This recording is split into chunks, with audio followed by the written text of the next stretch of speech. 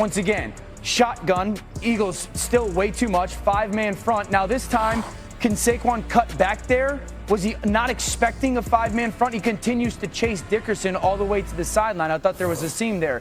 The right tackle, 5-man front, right tackle gets beat. This is pretty good blocking when it comes to the backside. Is there another cutback lane? The right tackle gets beat. So I just thought they looked unprepared for the 5-man front in the run game. And I want to get Marcus's perspective on the pass game stuff too, because the pass game stuff has really gotten really good understanding of some of the wide 3 technique. We'll get into that later. But I just thought they looked unprepared, and it was almost like each guy took his turn. Right tackle gets beat. Everyone else did their job. Center got beat. Everyone else did his job. Left guard got beat. Everyone else did his job. Saquon missed a cut or two. The only thing I would end on is this. For people who are saying this run game struggling because of Saquon, you're lying. That's not actually true. This is an offensive line issue. Yep. And then you mentioned that 5-man front. That's a bear front. That's what we call that on defense. And what it does, it takes your guards away from being able to be pullers. It creates havoc because you are getting penetration upfield. Y'all have heard me talk about that before. That is the go-to in order to stop the run, or at least it was during my time in the league. And that's why I think the Philadelphia Eagles need to become a little bit more nuanced. They're going to see this again. They are definitely going to see this again. And the Bears are not the greatest run defense team. Yeah.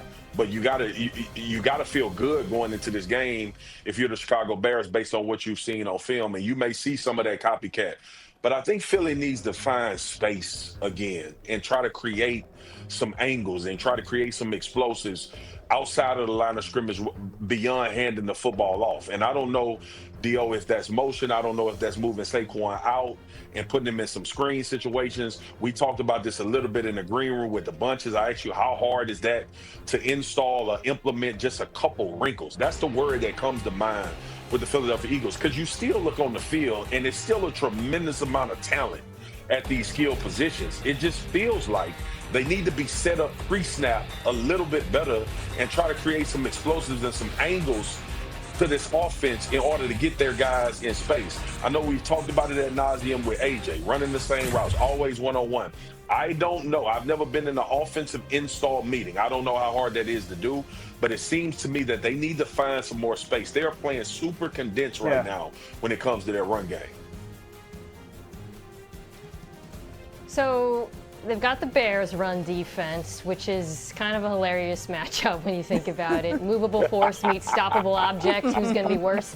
I'll focus on the Bears side of this because I was watching them against the Steelers yesterday. Just get under center and you can run on them. And the Steelers put 6 offensive linemen on the field, a bunch. Sometimes they even had Anderson, the 6th offensive lineman, in the backfield, which was a fun twist.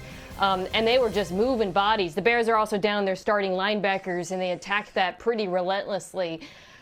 The Eagles' offensive line is not as good as run blocking as the Steelers' offensive line, which is a wild but accurate statement in 2025. I still think if they go under center, and I would consider mixing in that 6 offensive linemen again, Saquon can get his, because that's the Bears' second level of that defense right now is not reading the run right. They can be out leveraged, so there will be opportunities. And then the other thing I'll add, the Bears have struggled all year long with QB runs. I think about the Giants, Jackson Dart. The crucial Ravens game, Tyler Huntley ran all over them. So there should be opportunities there for Hurts as well, running with the football. Yeah, not to continue to beat the point home. Philly, if you're not going to run Jalen Hurts that much and you're not going to do that many RPOs, please stop living in the shotgun. And the number one reason why the run game has struggled is because you consistently allow penetration. The best way to get away from allowing penetration is go underneath the center and run double teams. Yeah, tell them. Put it on a shirt, Dan. By the way, expect a close one on Friday. Philly and Chicago combined to play in 16 one-score games this season. Could come that I was in the middle of the scuffle last night. Look at Redick with the soup. I was like, oh no. Are you trying to put the mic over there so you can hear? Well, for a second I was like, oh, maybe they're hugging. And then I'm like, oh, that's not a hug. Maybe they're hugging. I thought Boogie, get in there, Boogie. Well, yeah, I should have. I mean, I wish if that was one of us from NFL Live, she would have thrown hands. I totally would have. Yeah, either thrown hands at you guys or like in protection. I'm not dealing with that. Look at Boogie face. Boogie like, what the hell is wrong with you? I was given some side eye. Hey, what went wrong? Anyway, that kind of looks like me trying to deal with that scuffle. Let's talk about the Bucs. some of the losing teams on Sunday. The Bucs lost to the Rams. Baker Mayfield also left the play action game will continue to be fine. But in the last month, Daniel Jones, when just playing drop back football and not utilizing play action, has really fallen back down to earth. The QBR is down, completion percentage is down, touchdown to interception ratio is completely fallen off. I was shocked they didn't throw the ball more downfield, but they got to get that drop back pass game back on track. Let's get back to our great slate of Thanksgiving games. Let's build out a play sheet presented by ESPN Bet. Using props for each game. Dang it. We had to race over here to get here, and Dan won, and I'm really mad because I thought I was going to win, but I don't know who I think I am. You have way longer legs than me.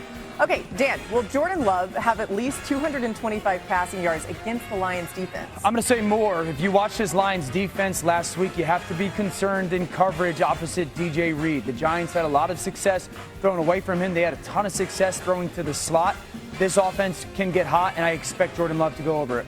Okay, will George Pickens have at least 80 yards receiving against the Chiefs? Yes, if the Chiefs play man coverage. I don't know if there's a receiver outside of JSN killing man coverage more than George Pickens. He destroyed it against Philly last week. I think he's top 3 in the NFL versus man in yards, receptions, touchdowns. He's absolutely destroying man coverage. I say yes. Give me an anytime touchdown in the Bengals-Ravens game. Anybody on the Bengals offense? No, I'm going to say Derrick Henry. I just think this offense, at some point, the offensive line has to play better.